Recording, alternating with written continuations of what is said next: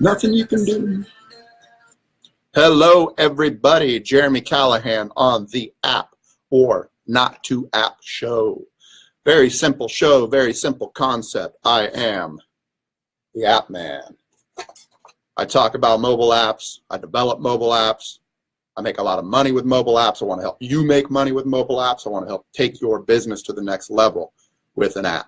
So, very simple concept. If you have an idea for an app and you think it's a good one or you're not sure how to make money on it, put it in the comments and then I'll discuss it. I'll give you free advice live on the air, Facebook Live. Thanks for joining, everybody. Okay, so a couple things out of the way. Usually I like to build apps and specialize in apps that are related to business, a business-specific problem you may be having, as opposed to somebody that's trying to create the next Instagram. But sometimes I hear some good ideas around that, so don't be afraid to put those ideas out there. Okay, and if you are watching this on a recording, you can always put a comment in and I'll answer it the following week. So like now, no one's putting any questions in as far as like a mobile app idea they may have. So I got some from last week that I'll talk about. What's up, Tony? How much money are you making on Bitcoin, buddy? The Bitcoin is big right now. It's like 10 grand. I should probably buy some, I guess. Bitcoin. Okay, let's talk about a guy I know from the internet. His name is Jeremy Rubin. And Jeremy has he did a program where he's doing like a training program. It's called the Friendly Flipper. And he basically buys and flips houses, buys a cheap house, fix them up a little bit, sell them for, I don't know, 30, 40, 100 grand, however much he can make on the profit. And so he made this program, and it is, actually he just launched it as well, or he's launching it. So look him up on Facebook, Jeremy Rubin, the Friendly Flipper. And basically it's a teaching program. I don't know, maybe it's 10 weeks long or however long it is. And it teaches you how to buy, how to value, and then flip a house, basically what he does.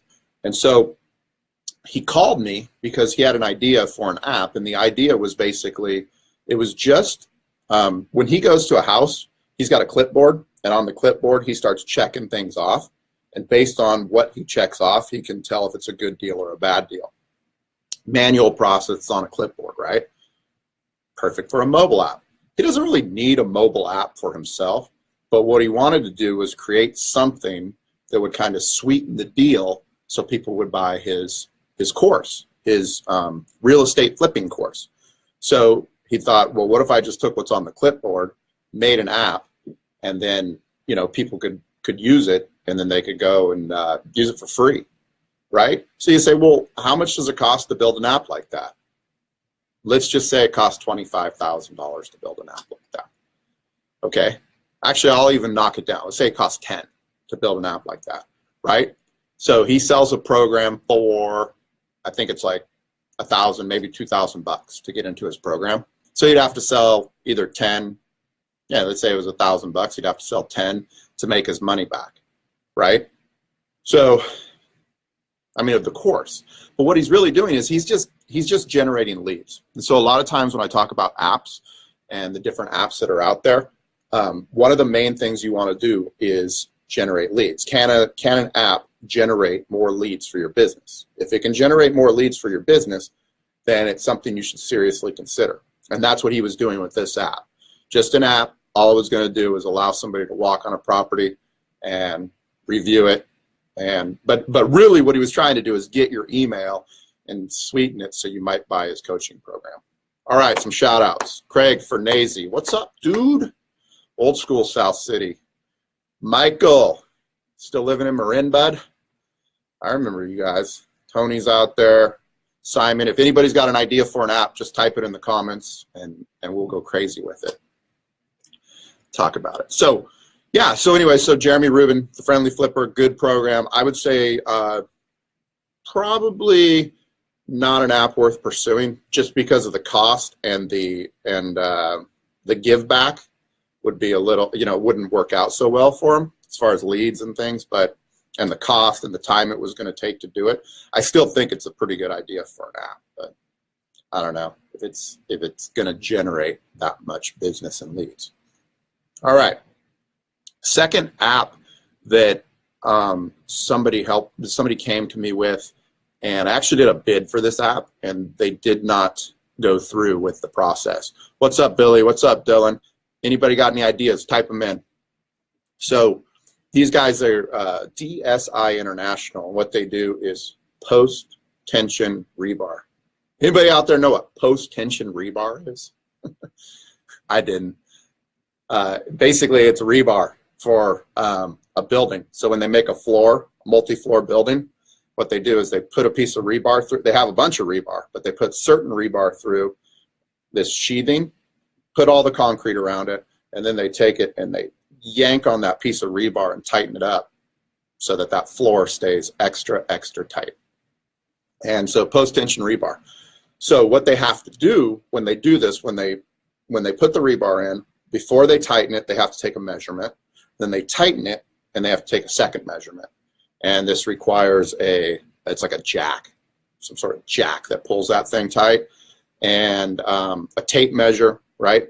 And so what they wanted to do was basically, and they have somebody that actually does this. They measure it, and then the other person sits there with a clipboard and writes out what the measurement was before, tightens it, they mark it with paint, tightens it again, and they write that measurement down.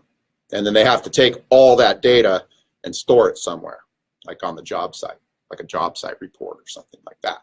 So they wanted to make an app. They have a tape measure that has a Bluetooth. They have the jack itself has a Bluetooth reading. So all they would have to do is just do a measurement, hit a button, it's in the app. Hit the jack, hit a button, it's in the app. Boom, done. And they have to do these for a slab on like a building. There's probably like 40 of them across per floor, right? They have to do this. Now, you can't really make money doing that, right? But the reason that they came to us is, again, it's lead generation. So what they're selling is they're selling all the rebar. They're selling all the equipment that does it. And so what they want to do to their customers is come back to their customers and say, not only do we have that, but we have an app that basically you hook this tape measure and this jack up to it, and you get an auto reading. So it's all automatic. It's all stored in the database. It's all taken care of. You don't have to write it down and re-enter it or do anything like that. That's it. They just wanted to have something. I mean, the stuff they're selling, it's like in the millions of dollars, like the job sites and stuff. So it was just like a nice little sweetener on top. Sweeteners. Got to have some sweeteners. All right, Karen Simpson. Hi. Long time no see. Billy. All right. What's the typical cost to build an app? Asked Billy. Well, I don't know. Depends what you're trying to do, but I can tell you what the starting point is. Starting point's 50 grand, basically. Not seeing any apps being developed right now for under 200 hours. No way. Just like the basics that you have to do for apps, it's 200 hours. So however you do that. You want to hire somebody offshore in India for 15 bucks an hour, 15 times 200. Not doing math. I will not do math on this Facebook Live. Yeah, if you want to hire me, it's $1,000 an hour, right? It is. It's not cheap. But yeah, that's how you basically, it's time for hours. Cool. All right. Anybody got an idea out there for an app? Anybody? Next app is someone that came to me, a mom of a friend of a friend of a friend. Her name is Kim. And Kim has a common problem. If anybody out there has kids, you probably have this exact same problem. It's a Saturday. It's a nice day. You didn't make any plans, and suddenly you got a kid or two kids at your house, and you need to find something to do. What are you going to do? What are you going to do? You're going to go to the movie? You're going to go to the mall? You're going to do the same old shit, right? So what? And then you know what happens, right? Kid gets to school on Monday, or on Monday you're talking to one of the other parents, and you go, oh, what'd you do this weekend? And they go, oh, you know, it was such a nice day on Saturday. We loaded up the car and we went to the beach. What'd you do? Nothing. Dude, I wish I knew you guys weren't doing anything. It would have been perfect to have you come to the beach with our kids and play and do all that crap. And, you know, same problem for everybody. So came to me with an idea for an app that would basically, it'd be somewhat like Foursquare. For those of you that don't know what Foursquare is, it's like checking in, old school. And say like, I'm at this bar, and then everybody could see you're at the bar. It'd be something like that where you could do a check-in and then like a list of events. Maybe you could post like, hey, we're looking for something to do, or you could post, I don't know, we're going to the beach. Anybody want to go? So it really never went anywhere, and I think it's a good idea. The problem is I mean, there's a lot of problems with that, right? Like, one is security, right? You have kids, so you don't want some like creeper showing up and kidnapping your kid. So it's got to be like secure, that only that. And then, you know, you'd only want certain people to see it, because let's be honest, we all know how these school politics work. You don't like that kid hanging around your kid and all that stuff. So, you know, it was an idea that it never took off. Because again, it doesn't really, like, again, when I talk about apps, I'm always looking to do three things with them. Do they generate sales or leads? That one doesn't. Do they reduce manpower? That one doesn't. Or do they reduce costs? No, no, no, no. So, you know, a lot of people have ideas for apps that are more like, I just want to get a lot of users, a lot of users, a lot of users. The more users I can get, then Facebook's going to buy it. Everybody always says that. Yeah. It's not a very good plan, not a good strategy. Think of your business. Think of the business you're in. Think of the company you work for. Is there something a mobile app could do to help your business out?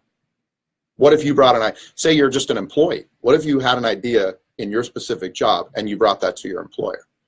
Would it make your job easier? Would it help their company? Would it help the company grow? Like, this is the kind of thing I'm talking about, okay? Okay. Billy is out there. He has an idea for a fridge grocery store app. What's the idea, dude? That the fridge automatically orders something for you when it's low? I think that's out there already, or somebody's working on that right now. Like Whirlpool or one of those. I don't know. We did a test a few weeks ago. We took an Alexa, and we just said, Alexa, order me some almond milk. I'm from Chico, y'all. In Chico, we don't have almonds. We have almonds, almond milk. So so we did this thing with Alexa. It was just a prototype, and it was linked to the Safeway app. And so we would say, Alexa, order me some almond milk. And it didn't know what to do because they wanted almond. Order me some almond milk. And then we'd actually put it into the list, the shopping list, because Safeway has an app. It's a rewards app. It allows you to add things to a shopping list, club card, earn points, redeem rewards, stuff like that. So we actually did that. I think the refrigerator one, Billy, there's probably something there. It would cost you a lot of money to develop something like that. So, you know, it'd be like a startup or something. But I like the idea, hardware. It would have to know like when your milk got low or something. Or maybe you could just have a scanner, scan it, and it would auto order it for you, show up at your house. What's up, Ricky? I got an idea for you, buddy. That sports blog you have. This is an idea. That sports blog, right? Screw the sports blog. What you ought to do is get on Facebook Live outside of the stadium after the game. You know, like after the game, like they have all these guys like at the Warriors. They have like Greg Papa and a few other people doing a live show out there. Dude, if you want to, forget the blog. Set up a live Facebook and just start a show. I don't know. That might work. All right. Final topic of the night. It's going to be about people that don't take action, businesses that don't take action, right? Like I do a lot of bids for people, and they're good bids, they're solid bids, and it's not that they don't choose me and my company to do the work for them. They get other bids, they just don't do the project, right? Perfect example. Perfect example is a company called Prom Girl. Prom Girl, they sell prom dresses. That's what they do. They're very good at it. They've been doing it since basically since whenever e-commerce came out, probably 2001, right? Before that, they were probably selling them through catalogs. They started selling them through the web, and they've been doing really well with e-commerce. So they came to me. I have an app. The app's called Shoe Swipe. It's exactly like Tinder. You swipe through, except for you look for shoes. You can favorite shoes. You can buy shoes. It's awesome. It's very addictive. I'd recommend it, but you will be addicted to it, so be careful. You're going to be addicted. Okay, so that app, when I built it, it could be for anything, right? It could be for prom dresses. It could be for shoes. It could be for rings. It could be for whatever you wanted it to be for. And so had a bid for Prom Girl. Prom Girl came through. Now, they are the perfect person to be on this, right? Number one, all your e-commerce apps have all those tiny little pictures, and it's just stupid. You have to click in to see a photo and then click back out. It's a long, drawn-out process. It sucks. So this is perfect. One dress at a time. I like it or I don't. Not only that, their average customer is in high school. They're young, so they're all up. They're shopping on their phones, right? I mean, everybody shops on their phone now, but this is like 2 years ago. Everybody was shopping on their phone. So Prom Girl comes. We do a proposal for them. It's a great proposal. It's a great idea. It's a natural progression of our product to their product. They don't do it. They don't do it. Not only do they not do it, they don't even build an app. They still don't have an app. They don't. I don't know what they're doing over there. Like, they must be making so much money that they don't want to make any more money. They must hate making more money. Or, and this is a common problem. See this one all the time. People have, their businesses are running, their businesses are making money, and their technology is really horrible, but they don't do anything about it because they're making money. And they realize, hey, if we go in and we start tinkering around with our tech, with our existing tech, what if something goes wrong and then we don't make the money we're currently making? Like, it's a fear mechanism, right? It's like, I don't want to mess with that because it's making money right now. It's doing really well, so why screw around with it? It's a fair point. You know, I mean, look, if you're an e-commerce company and you do not have if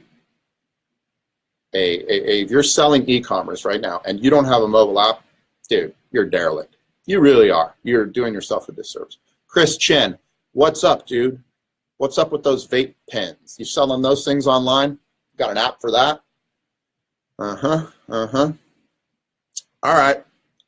Well, we got some shy people out there today, but the ideas keep coming in because people keep calling, and I'll keep talking about them. I got a few more ideas, but I'm going to keep those in the bag for next week.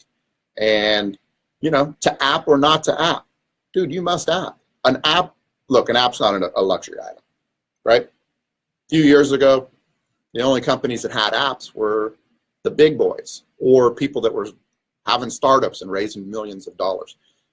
Apps don't cost that much to build anymore. You know, you can build an app from anywhere from $50,000 to $1 million, maybe less. You want to go offshore. So it's not a luxury item. It's essential. It's essential to the success of your business if you want to take your business and keep it going. Everybody's going to be on phones. Everybody's shopping on phones. It's not too late. And apps are saving lives. They really are. That will read your heart rate, and then it'll send that data to your doctor. So if you have like a heart condition or something like that, and you need close monitoring, you got ADD, you got focus problems. They got these meditation apps. Meditation apps, by the way, are going to be you're going to hear a lot about meditation apps this year. Everybody's big on meditation now. It's kind of like yoga a year or two ago. Yoga is still popular, but it really took off a few years ago. Meditation apps, right? If you got kids, do they got an app? Are they learning to do things via an app? Even the kids that are playing games, they're learning to do stuff. Apps are changing lives. So get in the game, turn your idea, take some action on your idea. I know everybody's out there a little shy. They want to keep their idea under wraps. If that's the case, give me a call. I'll sign an NDA all day long. We'll talk about your idea, talk about how it can make your money, talk about how it can take your business to the next level. All right. Thank you for joining the Facebook Live today. I'll leave you with a little music on the way out. This is going to be loud, so, well, in the room I am. Screw those people. Bye, y'all.